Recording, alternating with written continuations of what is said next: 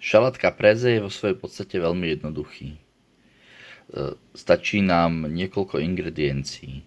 Kvalitné, dobré sladké paradajky, burrata alebo mozzarella a bazálka. K tomu soľ, korenie a olivový olej. Nič viac nepotrebujeme. Môžeme si k tomu dať pečivo, ideálne chrumkavý chleba.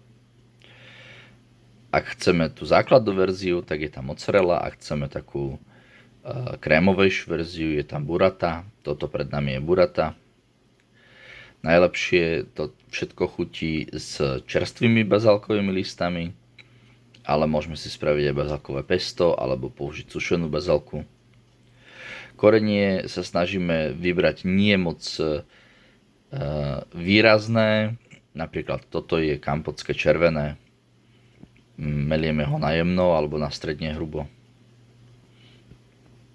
Snažíme sa, aby bazálkové listy boli zhruba rovnako veľké, aby paradajkové plátky boli zhruba rovnako hrubé.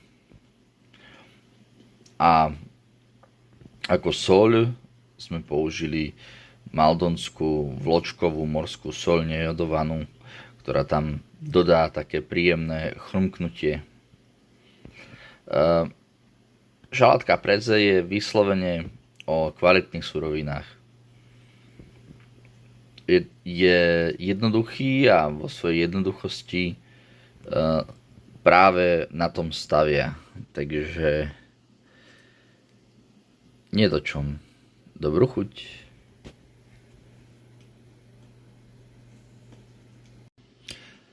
Burrata je zaujímavá v tom, že na vrchu je tuhšia a vo vnútri je úplne krémová.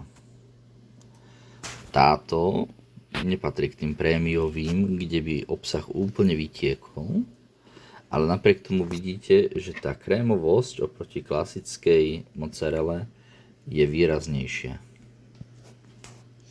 Vôbec som ešte nespomenul olej. Extra panenský olivový olej je samozrejme základom, ale ideálne je, ak siahneme po kvalitnejších olejoch. Než len tie bežné, ktoré dostaneme v reťazcoch. Každopádne toto je veľmi pekný šalát caprese.